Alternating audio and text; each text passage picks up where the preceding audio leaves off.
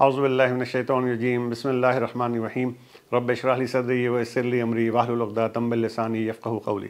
अस्सलाम वालेकुम वरहमतुल्लाह। मैं सलमान रशीद आपके साथ हूँ और आज हम इसको आगे कंटिन्यू करेंगे जो NFPA 10 chapter 7 portable fire extinguisher से रिलेटेड है, जिसमें इंस्पेक्शन, मेंटेनेंस एंड रिचार्जिंग की फ्रीक्वेंसी के ऊपर हम बात करेंगे। जो पहला वाला चैप्टर था इसके अंदर हमने ज़्यादातर फोकस जो है वो इंस्पेक्शन क्राइटेरिया के ऊपर रखा था और अब हम मेंटेनेंस की बात कर रहे होंगे। तो 7.3 जो है NFPA 10 का वो एक्सटिंग्विशर मेंटेनेंस की बात करता है और ये कहता है कि मेंटेनेंस प्रोसीजर जो है वो shall include the procedure detail in the manufacturer service manual.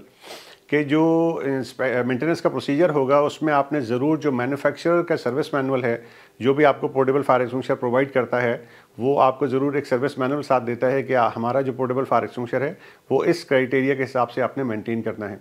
तो वो उसके अंदर जो भी बेसिक एलिमेंट्स हैं पोर्टेबल फायर एक्सटिंग्विशर के वो आपने साथ रखने हैं। फॉर एग्जांपल आपने mechanical parts of all fire extinguishers इसको आपने देखना है, जो जितने भी मैकेनिकल पार्ट हैं पोर्टेबल फायर एक्सटिंग्विशर के उसको देखेंगे। एक्सटिंग्विशिंग एजेंट जो भी अंदर यूज़ होता है उसकी क्वालिटी को चेक करेंगे। एक्सपेलिंग मीन्स यानी किस तरह से पोर्टेबल फायर एक्सटिंग्विशर से एक्सपेलिंग गैस जो भी रिलीज़ होती है और ये जो मैकेनिज्म है उसको देखेंगे। इसी तरह से पोर्टेबल फायर एक्सटिंग्विशर की जो फिजिकल कंडीशन है उसको हम देख रहे होंगे। अब 7.3.2 में NFPA 10 बताता है कि annual external examination of all fire extinguisher, कि एनुअली हर साल एक्सटर्नल विजुअल इंस्पेक्शन जो है, examination of all fire extinguisher जो है वो हमने करनी है, ताकि हम ऑब्वियस फिजिकल डैमेज, करोजन या फिर कहना चाहिए कोई भी नोज़ल अगर ब्लॉक हो गई है तो उसको हमने वेरीफाई करना है और ऑपरेटिंग इंस्ट्रक्शन जो है उसके सामने मौजूद है नहीं है। और इसी तरह से जो ऑपरेटिंग इंस्ट्रक्शन है वो फ्रंट की तरफ है, एक तो अच्छी कंडीशन में होना ज़रूरी है, दूसरा फ्रंट साइड पे होना ज़रूरी है, ताकि सामने से कोई भी शख्स देखे कि इसके अंदर जो भी कंटेंट है कौन सी क्लास ऑफ फायर के लिए है और इसको ऑपरेट किस तरह से करना है। पास टेक्निक भी सामने की तरफ लिखी हुई होती है। तो इस चीज़ को हमने हर साल एग्जामिनेशन करना है। इसी तरह से annual internal examination of certain type of extinguishers, इसी तरह से NFPA 7.3.3 जो है वो कहता है कि एनुअली इंटरनल एग्जामिनेशन करनी है हमने certain type of fire extinguishers की। अब मेंटेनेंस इंटरवल जो है fire extinguisher shall B internally examine eight interval not exceeding those specified in table 7.3.3.1।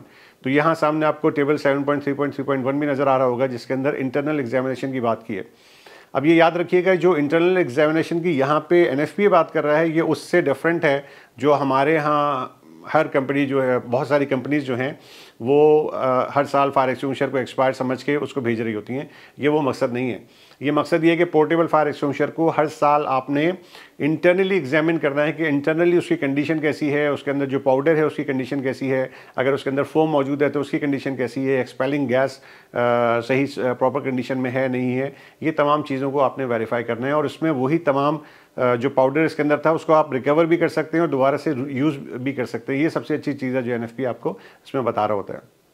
इसी तरह से लोडेड स्ट्रीम चार्ज की बात कर रहा है कि store pressure type of fire extinguisher जो हैं वो लोडेड स्ट्रीम एजेंट जो है वो डिसेंबल होने चाहिए और एनुअली बेस पे और कंप्लीट उसकी मेंटेनेंस होनी चाहिए। इसी तरह से वो जैसे मैंने आपको बताया 7.3.3.2.1 में बता रहा है कि जो लोडेड स्ट्रीम है वो रिकवर भी कर सकते हैं, रीयूज़ भी कर सकते हैं, इसमें भी कोई प्रॉब्लम नहीं है। इसी तरह से कार्टेज और cylinder type operated fire extinguisher जो हैं उनको भी इंटरनली हर साल हमने एग्जामिन करना है, यानी हर साल उनको भी खोलना है और इंटरनली उनकी कंडीशन को चेक करना है। इसी तरह से जो 7.4 है उसके अंदर कार्बन डाइऑक्साइड होज असेंबली की कंडक्टिविटी का टेस्ट है और ये मेरे ख्याल में तो कोई भी इस वक्त पाकिस्तान में नहीं कर रहा है और ये भी एक NFPA की रिक्वायरमेंट है कि कंडक्टिविटी टेस्ट जो है वो कहता है कि shall be conducted annually on all carbon dioxide hose assemblies, यानी कार्बन डाइऑक्साइड फायर एक्सटिंग्विशर की जितनी भी होज असेंबलीज हैं जिसको हम हॉर्न भी कहते हैं उसकी कंडक्टिविटी का टेस्ट होना चाहिए हर साल, ताकि हमें कन्फर्म हो जाए कि ये जो है ये नॉन कंडक्टिव है। Carbon dioxide hose assemblies that fail the conductivity test shall be replace, और उनमें से जो भी फेल हो जाती हैं उनको हमने रिप्लेस करना है। इसी तरह से एक और चीज़ जो बड़ी अहम है और हमें इसको समझना पड़ेगा कि AFFF या FFP जो पोर्टेबल फायर एक्सटिंग्विशर्स हैं जिसके अंदर प्री मिक्स फोम मौजूद होता है, वो AFFF हो या FFP हो, उनके अंदर का जो कंटेंट है उनको हर 3 साल के बाद हमने रिप्लेस करना है। यानी अगर आपने आज एक नया फोम का फायर एक्सटिंग्विशर ले लिया है AFFF का या फिर FFP वाला, तो इसको आप 3 साल तक तो मेंटेन रखेंगे, 3 साल के बाद उसका जो फोम है उसको लाजमी आपने रिप्लेस करना है as per NFPA 7.8.2.3.1।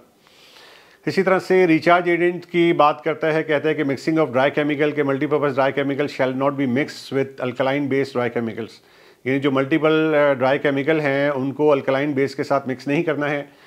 Topping of आप कर सकते हैं कि remaining dry chemical in a discharge fire extinguisher shall be permitted to be reuse provided that if is thoroughly checked for the proper type, contamination and condition, कि उसको आप अच्छी तरह से थॉरली चेक कर लें कि उसके अंदर कोई कंटेमिनेशन वगैरह नहीं है, तो आप उसको दोबारा से उसी पाउडर को उसके अंदर भी फिल कर सकते हैं। इसी तरह से dry chemical found to be the wrong type और contaminated shall not be reuse. अगर कोई फायर एक्सटिंग्विशर जो है वो रॉन्ग टाइप का है या कंटेमिनेटेड है, उसको हमने यूज़ नहीं करना है।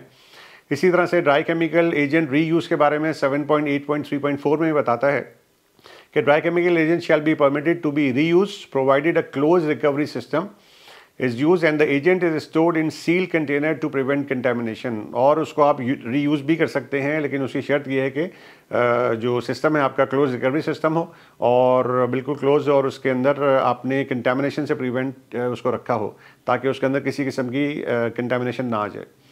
और prior to reuse dry chemical shall be thoroughly check for the proper type, contamination and condition. यहाँ इस चीज़ को ये दोबारा रिपीट कर रहा है कि रीयूज़ करने से पहले आपने ड्राई केमिकल को थॉरली चेक करना है कि वो कंटेमिनेट तो नहीं हो गया, उसकी कंडीशन बिल्कुल ठीक है।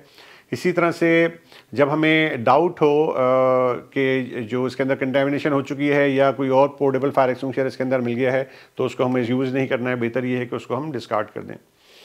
इसी तरह से चैप्टर 8 जो है वो हाइड्रोस्टैटिक टेस्टिंग के बारे में है। सिलेंडर्स और कार्ट्रिजेस की हाइड्रोस्टैटिक टेस्टिंग के बारे में NFPA 8.3.2.1 आपको बता रहा है।